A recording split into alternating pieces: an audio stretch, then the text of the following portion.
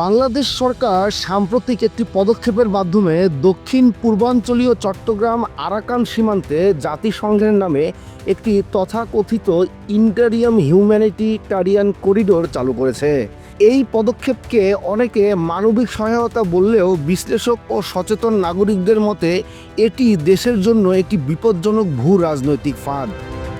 বিশেষজ্ঞদের অভিযোগ, এই সিদ্ধান্ত দেশের জনগণের সম্মতি ছাড়া রাজনৈতিক দলগুলোর সঙ্গে কোনো আলোচনা না করেই গোপনে নেওয়া হয়েছে। অতীতে হিউম্যানিটেরিয়ান করিডোর এর নামেই কিভাবে যুদ্ধ, দখল ও সামরিক আগ্রাসনের পথ তৈরি হয়েছে তার বহু নজির রয়েছে। করিডোর কিভাবে আগ্রাসনের route? Syria, Iraq, Libya, Gaza এবং আফগানিস্তানে মানবিক করিডোর বা নো ফ্লাই জোন খুলে প্রথমে এনজিও ও ত্রাণ শিবিরের বসানো হয়েছে। পরে সেই করিডোর দিয়েই ঢুকেছে বিদেশি অস্ত্র, গোয়েন্দা ড্রোন, ইন্টেলিজেন্স অফিসার এবং মিলিটারি ম্যাপিং প্রযুক্তি। ফলাফল বিদ্রোহ, অস্থিতিশীলতা এবং নিয়ন্ত্রণ হারানো।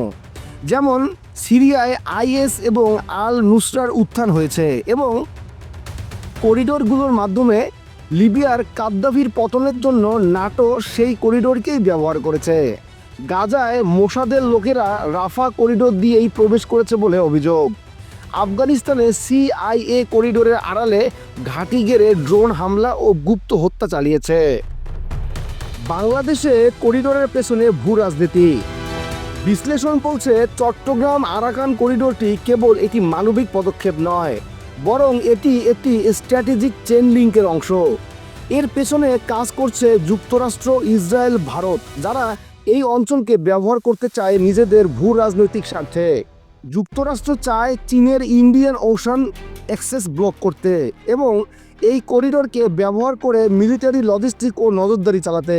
ইসরায়েল আরাকানকে দেখে দক্ষিণ পূর্ব এশিয়ার স্পিরিচুয়াল গেট হিসেবে এবং এই করিডোরের মধ্য দিয়েই মুসলিম প্রভাব নিয়ন্ত্রণ নিতে চায়। ভারত তার কালাদান প্রজেক্ট ও উত্তর পূর্ব বিদ্রোহ নিয়ন্ত্রণে বাংলাদেশের মাটি ব্যবহার করতে চায়। অন্যদিকে চীন ও রাশিয়া এই পদক্ষেপকে সহজভাবে নেবে না। চীন ইতিমধ্যেই আরাকানে $বিলিয়ন কিয়াওফিউ বন্দর প্রকল্প চালাচ্ছে। ইউএন করিডোর তাদের চোখে নাটোর উপস্থিতির সমান। রাশিয়া মিয়ানমারকে নিয়মিত অস্ত্র সরবরাহ করে এবং পশ্চিমা আগ্রাসন দেখলে কৌশলগত চাপে ফেলতে পারে। আরাকান কেন গুরুত্বপূর্ণ? চীনের বেল্ট অ্যান্ড রোড উদ্যোগের প্রবেশদ্বার, বঙ্গোপসাগরের নিয়ন্ত্রণ পয়েন্ট, হিন্দু, বৌদ্ধ, মুসলিম অঞ্চল সমূহের বাফার, দক্ষিণ পূর্ব এশিয়ার মুসলিম পরিচয়ের স্পিরিচুয়াল ফ্ল্যাঙ্ক।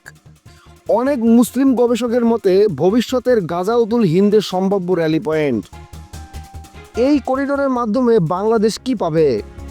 কিছু বৈদেশিক অনুদান, দেশের ভেতরে একটি নজরদারির রুট, টেকনাফ ও নাফ নদীর উপর দিয়ে ড্রোন ও গোয়েন্দা অপারেশন চলবে। পূর্ব ফ্রন্টে যুদ্ধ হলে নিয়ন্ত্রণ থাকবে বিদেশিদের হাতে। জাতীয় সার্বভৌমত্ব ও নিরাপত্তা ঝুঁকির মধ্যে পড়বে। ইন্টারিম সরকারের ভূমিকা প্রশ্নবিদ্ধ। বিভিন্ন মহল মনে করছে, শেখ হাসিনার পতনের পর এই সরকার জাতীয় স্বার্থ রক্ষায় নয়, বরং বৈষয়িক শক্তির স্বার্থ পূরণে ব্যস্ত। ডক্টর ইউনূস, যিনি বহুদিন ধরেই পশ্চিমা প্রতিষ্ঠানের পছন্দের মুখ, বর্তমানে এই ধরনের সিদ্ধান্তে সম্মতি দিয়ে সেই আন্তর্জাতিক এজেন্ডাকেই বাস্তবায়ন করছেন। এছাড়া সংবিধানে প্লুরালিজম যুক্ত করার প্রস্তাব, স্টারলিংকের মাধ্যমে নজরদারি, ডিজিটাল জাল বিস্তার, ইউনিসেফের চিলড্রেন্স কোর্ট, ওষুধ ও জন্ম নিয়ন্ত্রণের নামে জনসংখ্যা নিয়ন্ত্রণ, ম্যাটেরিয়াল রেপ আইন ও LGBTQ প্রচার, সব কিছু মিলিয়ে দেশের অভ্যন্তরে সাংস্কৃতিক ও নৈতিক কাঠামো ধীরে ধীরে বদলানো হচ্ছে। আপনি যদি এই ধরনের আরও আপডেট ও বিশ্লেষণ পেতে চান, তাহলে এখনই আমাদের ইউটিউব চ্যানেলটি সাবস্ক্রাইব করুন এবং পাশে থাকা বেল আইকনে ক্লিক করতে ভুলবেন না।